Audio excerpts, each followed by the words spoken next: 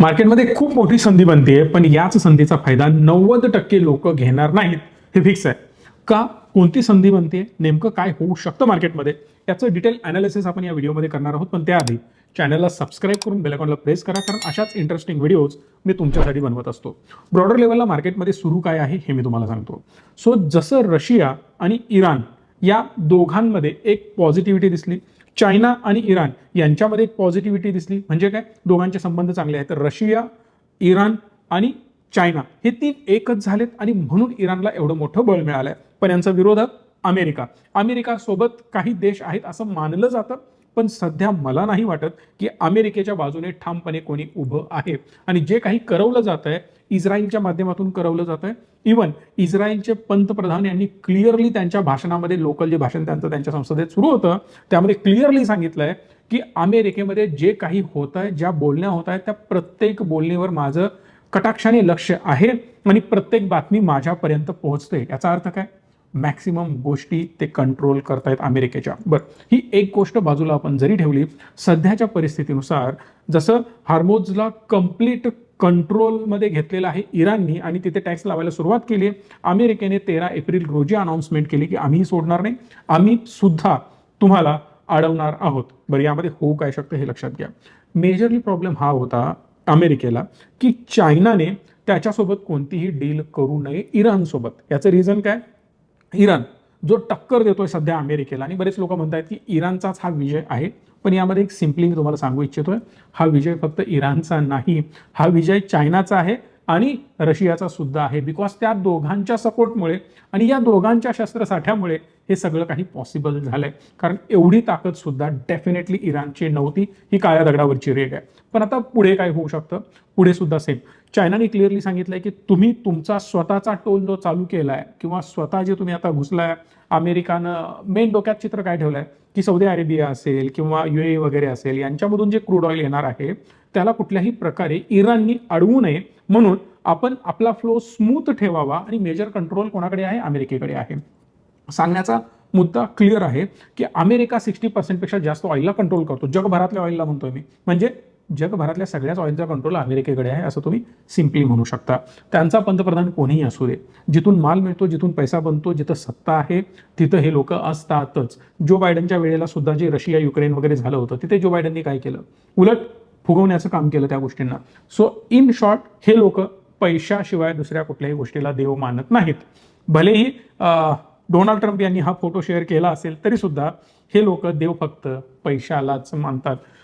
Any which वे यांना त्या पैशावर कंट्रोल ठेवायचा आहे म्हणून हे क्रूडवर कंट्रोल ठेवतात, आणि क्रूडवर कंट्रोल ठेवायचा आहे म्हणून सौदी आणि या सगळ्या देशांना थोडंसं संरक्षण देऊन कसं त्यांना स्टेट ऑफ हॉर्मोजमधून बाहेर काढता येईल, व्यवस्थित सप्लाय चेन त्यांना मेंटेन ठेवता येईल, यावर त्यांचा फोकस आहे. सो हा एक मेन पर्पज सॉल्व्ह होताना अमेरिकेचा आपल्याला पाहायला मिळतोय. दुसरा पर्पज होता चायनाला अडवणं, पण चायना तिथं थांबणारा नाही. चायनानं क्लिअर सांगितलंय, जर तुम्ही आमच्या जहाजांना अडवलं आणि कुठलीही मिलिटरी ऍक्शन तुम्ही आमच्या जहाजांवर घेतली तर आम्ही सुद्धा थर्ड वर्ल्ड वॉरची सुरुवात झाली असं जाहीर करून टाकू. म्हणजे जर चायना यामध्ये मोठ्या प्रमाणात उतरला, ऑलरेडी त्यानं कुठलं युद्ध लढलेलं नाहीये, ज्या वेळेला चायना आतमध्ये उतरेल, अमेरिकेने बरीच युद्ध आता कंटिन्यू छोटे मोठे त्यांचे चालूच आहेत, त्यांच्या प्रत्येक टेक्नॉलॉजीची माहिती सगळ्या जगभराकडे आहे. इवन बरेच असे देश आहेत, रशिया असेल किंवा युक्रेन वगैरे असेल, आता इराण असेल, यांच्या शस्त्र साठ्यांबद्दल किंवा इतर सगळ्या टेक्नॉलॉजीबद्दल माहिती जगभरामध्ये पोहोचली आहे. पण आता सध्या जर बघितलं तर कुठल्याही प्रकारे चायनाबरोबर पंगे घेण्याचं धाडस अमेरिका करणार नाही इन टर्म्स ऑफ वॉर, हे क्लिअर आहे. दुसरी गोष्ट, ते परवडणारं पण नाही. ऑलरेडी अमेरिकेची हालत टाईट झाली आहे, महागाई प्रचंड वाढली आहे, भारतामध्ये सुद्धा महागाई वाढलेली आपल्याला पाहायला मिळते. सो एनी हाऊ यांना हे सगळं संपवणं भाग पडणार आहे. जर इव्हन तुम्ही एप्रिलचा महिना जर बघितला, एप्रिल महिन्यामध्ये मार्केटमध्ये चांगल्या रॅलीज येताना आपल्याला इतिहासामध्ये पाहायला मिळतात. पण या वेळेला कुठेतरी प्रेशरमध्ये मार्केट जे दिसत होतं ते भरून काढण्याचं काम मार्केट आता करू शकतं. मी वारंवार कंटिन्युअसली व्हिडिओमधून गेले 3-4 महिने सांगतोय, कुठल्याही परिस्थितीत डेली SIP चालू करा, बंद करू नका. जेवढा पैसा मार्केटमध्ये आत्ता ठोकता येईल तेवढा ठोकत राहा, कारण ही संधी असते. जगभरातलं मार्केट प्रेशरमध्ये असतं, लोक पॅनिक झालेले असतात, तेव्हा समजून जायचं की मार्केट तुम्हाला खरा पैसा कमवून देणार आहे. इथं दुसरा कुठलाही ऑप्शन जगाकडे नाही. जर वर्ल्ड वॉर 3 झालं तर त्याचा इम्पॅक्ट सगळ्या जगावर होणार आहे. त्यामुळे निगेटिव्हिटी ही सगळीकडेच असणार आहे. त्यामुळे कुठलाही ॲसेट क्लास सेफ नसणार आहे. जस्ट इमॅजिन, युद्ध झालं, मोठे बॉम्ब्स पडतायत, तुमची जमीन, तुमची इमारत, तुमच्या इन्व्हेस्टमेंट्स, तुमच्या FDs, बँकमधले सेव्हिंगवरचे पैसे, कुठलाही ॲसेट क्लास घ्यायचा आहे, सगळे पैसे आपले अडकणार आहेत, सगळ्या इन्व्हेस्टमेंट फसणार आहेत. त्यामुळं असा कुठलाही डोक्यात समज घेऊन चालू नका की मार्केटवरच इम्पॅक्ट होणार. गैरसमज आहे तुमचा. इव्हन मी म्हणेन एखादी प्रॉपर्टी तुमची डॅमेज झाली ती ऑटोमॅटिक रिकवर होणार नाही, पण मार्केट एनी हाऊ रिकवर होणार आहे. जर माझ्या 100 कंपन्या आहेत त्यातल्या 10 कंपन्या फसल्या, 90 रिकवर झाल्या तर ओव्हरऑल मार्केट रिकवर होईल. पण माझी एखादी प्रॉपर्टी डॅमेज झाली तर ती रिकवर होणार आहे का? माझी एखादी बँकच डॅमेज झाली तर ती रिकवर होणार आहे का? नेक्स्ट टू इम्पॉसिबल आहे. म्हणजे इथे इश्यूज येऊ शकतात. दोन्ही नाण्याच्या बाजू आहेत त्या तुम्ही समजून घेणं गरजेचं आहे. बरं, यामध्ये महत्वाचा पार्ट बुल रन येण्याचे चान्सेस काय इथं जास्त दिसत आहेत तर मॉनिटरी पॉलिसी. मॉनिटरी पॉलिसी म्हणजेच त्याची एक टेलविंड मला पाहायला मिळते. कुठंतरी रेट कट होण्याचे चान्सेस परत एकदा ओपन होत आहेत. आता याच्या मागे रिझन लक्षात घ्या. Crude oil blah blah blah सगळ्या गोष्टी आता सुरू आहेत निगेटिव्ह. यामुळे बिझनेसवर इम्पॅक्ट झाले का तर डेफिनेटली झाले. या क्वार्टरचे रिझल्ट ठीकठाक येऊ शकतात, याची चर्चा आपण केलेली आहे. नंतरचे क्वार्टर अग्रेसिव्ह जाणार हे मी नाही, हे RBIने म्हटलंय. याचा अर्थ पुढच्या क्वार्टरचे रिझल्ट चांगले येणार. बरं, रिझल्ट चांगले येणार, सगळं सुरळीत लागणार आहे, यासाठी रेट कट करणं गरजेचं आहे. आणि एनी हाऊ आपले इंटरेस्ट रेट 4-5% घेऊन यायचं गोल RBIचं आपल्याला पाहायला मिळतं. आणि तिथं जर ते आलं नाही ना तर डेफिनेटली आपले बिझनेसेस ग्रो होऊ शकणार नाहीत. जेवढा स्वस्त पैसा आपण बिझनेसेसना अवेलेबल करून देऊ तेवढी चांगली ग्रोथ आपली पुढे होणार आहे. हे तेवढं तुम्ही डोक्यामध्ये फिक्स ठेवा. बरं, बिझनेसची ग्रोथ होणार आहे तर डेफिनेटली काय होणार आहे? दुसरा PE एक्सपान्शन होणार आहे. तुम्ही म्हणाल सर पूर्वी PE तर आपला खूप कमी होता, आता PE वाढताना दिसतोय. मी तुम्हाला मीडियनचा एक्झॅक्ट आकडा सांगतो, 22.3. सध्या PE ट्रेड करतोय आपला एक्झॅक्ट 20.9 ला. म्हणजे मार्केट सध्या स्वस्त आहे. तुम्ही म्हणाल PEचं काय चक्कर आहे साहेब, कसं चालतं? मी सोप्या भाषेत तुम्हाला एक्सप्लेन करतो. फॉर एन एक्झाम्पल, जेव्हा आपण PE ला बघतो तेव्हा महत्वाची गोष्ट आपल्याला बघावी लागते प्राइस टू अर्निंग. प्राइस आणि अर्निंग या दोन्हीच्या मदतीनं आपल्याला PE रेशो मिळतो. अर्निंग काय प्रकार आहे तर एक गोष्ट लक्षात घ्या, आपल्याला आपल्या निफ्टीचं अर्निंग कन्सिस्टंटली वाढताना पाहायला मिळत आहे. जे अर्निंग खूप आधी कमी होतं ते आता कंटिन्युअसली तुम्हाला वाढताना बघायला मिळत आहे. आणि सध्याचा PE रेशो जो 20.9च्या आसपास आहे तो कुठंतरी ॲग्रेसिव्हली अजून वर जाऊ शकतो. अर्निंग का वाढत आहे तर कंपन्यांचे परफॉर्मन्स बेटर होत आहेत, इन्फ्रास्ट्रक्चर बिल्ड चांगलं होत आहे आणि म्हणून PE एक्सपांड होत जातो. बऱ्याच FMCG कंपन्यांचा PE रेशो 100च्या आत येतच नाही. याचं रिझन काय तर महत्वाचं रिझन आहे की प्रीमियम व्हॅल्युएशन देणं आणि कन्सिस्टंटली त्यांचा PE एक्सपांड होणं बिकॉज ऑफ बिझनेस आणि फंडामेंटल्स स्ट्रॉंग होत चाललेत. बॉटम लाईन जेवढी बेटर बनत जाईल तेवढा EPS तुमचा बेटर बनत जातो. जेवढा EPS चांगला तेवढा तुमचा PE चांगला. हेच होणार आहे. आणि PEचं जे एक्सपान्शन थांबलंय, कुठंतरी PE कॉम्पॅक्ट झालाय ना, तो फुटण्याचा प्रयत्न करू शकतो. स्प्रिंग जेवढी प्रेस कराल आणि सोडाल तेवढ्या जोरात ती स्प्रिंग उडण्याचे चान्सेस जास्त असतात. सेम गोष्ट आपल्याला निफ्टीमध्ये पाहायला मिळू शकते.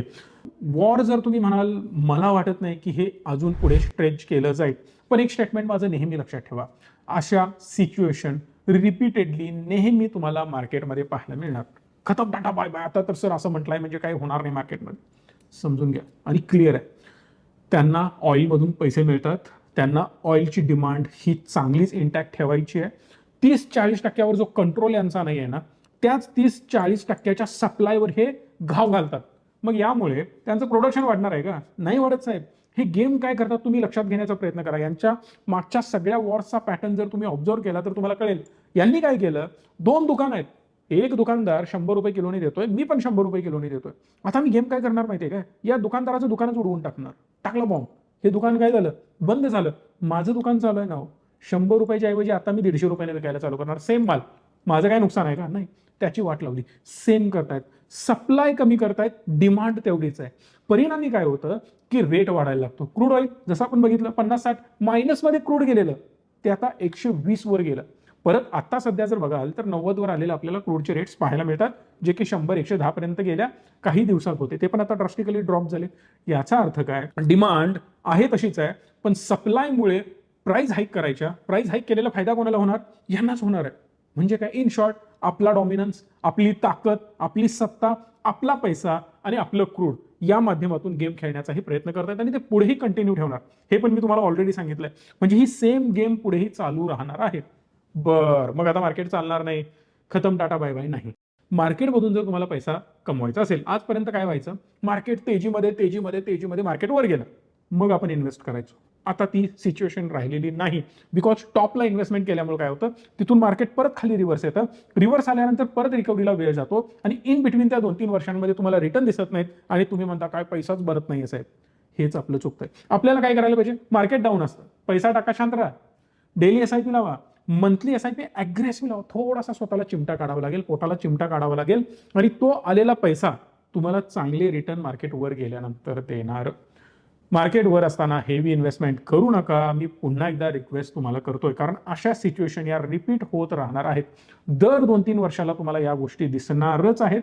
त्यामुळं सगळे लोक, मार्केट यूज टू होऊन जाईल. इथून पुढचे जेव्हा जेव्हा काही युद्ध होतील त्यावेळेला मी तुम्हाला चॅलेंज देऊन सांगतोय, मार्केटमध्ये मोठा क्रॅश येणार नाही, बिकॉज ओव्हरऑल मार्केटने या सगळ्या गोष्टी ॲब्झॉर्ब केलेल्या असणार आहेत. त्यामुळं परत आपल्याला घाबरायची गरज नाही. मग याचा फायदा काय, तर आत्ता जे स्टॉक डिस्काउंट रेटला आहेत, जबरदस्त पडलेत. काही स्टॉक 30-40-50% पडलेत, 20-20% पडलेत. हाय क्वालिटी फंडामेंटली जबरदस्त स्टॉक आता सुद्धा खाली आहेत. ते स्टॉक सोडू नका. जर तुम्हाला डिटेल व्हिडिओ त्यावर पाहिजे असेल, आता कोणत्या स्टॉक कोणत्या सेक्टरमध्ये तेजी आहे, मला कमेंट बॉक्समध्ये स्टॉक असं लिहून पाठवा. जर तुमच्या 1000 कमेंट आल्या तर मी त्यासाठी एफर्ट्स घेईन आणि एक सेपरेट व्हिडिओ तुमच्यासाठी बनवेन, ज्यामध्ये सांगेन कोणते स्टॉक कोणते सेक्टर एक्झॅक्ट आपल्याला फोकसमध्ये ठेवायचे. पण तरी सुद्धा या व्हिडिओमध्ये मी तुम्हाला सांगणार नाही असं वाटतंय. सांगणार आहे ना, चला ते डिस्कस करू आपण. मेजर बघा, रेट कटचे स्वप्न आपण बघितले. रेट कटमुळे काय होणार, बँकिंग सेक्टरमध्ये पैसा स्वस्त मिळणार. पैसा आपण उचलणार कुठनं, बँकेतनं उचलणार.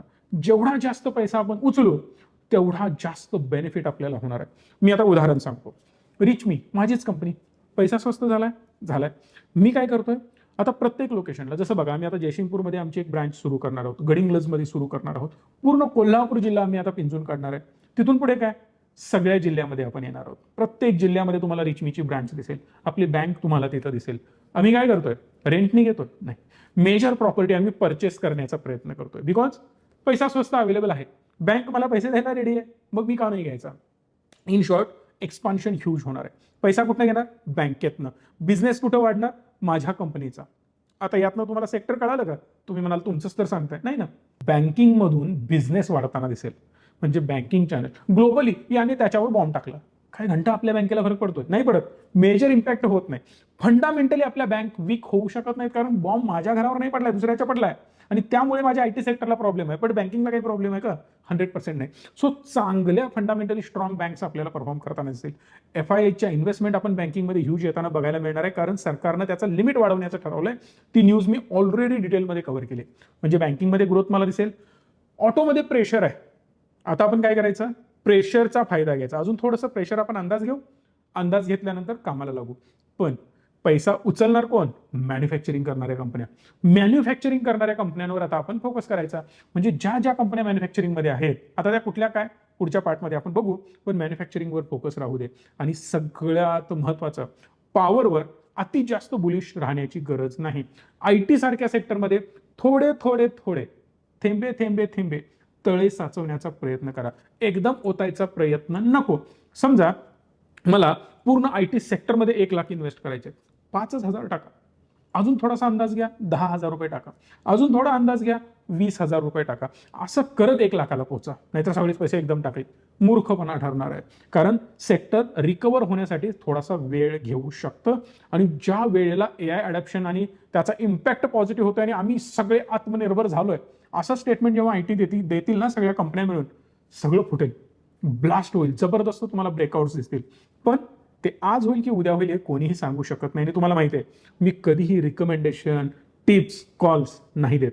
जे काही मी माझ्या चॅनलवर सांगतोय ते फक्त एज्युकेशनसाठी सांगतोय आणि तुमच्या फायद्यासाठी सांगतोय. तुम्ही थोडंसं अनालिसिस करा, तुम्हाला ग्रोथ दिसेल. बरं, गोल्ड आणि सिल्वरचं काय चालू आहे, गोल्डची डिमांड साहेब इंटॅक्ट आहे, राईट.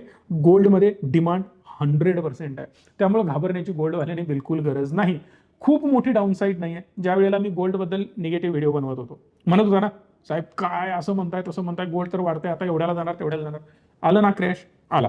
आता मी तुम्हाला काय सांगतोय, जास्त घाबरू नका.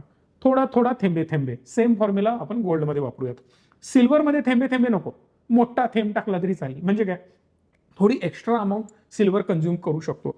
याच्या मागे रिझन काय आहे, तर चीनने सल्फ्युरिक ऍसिडच्या निर्यातीवर बंदी घातलेली आहे.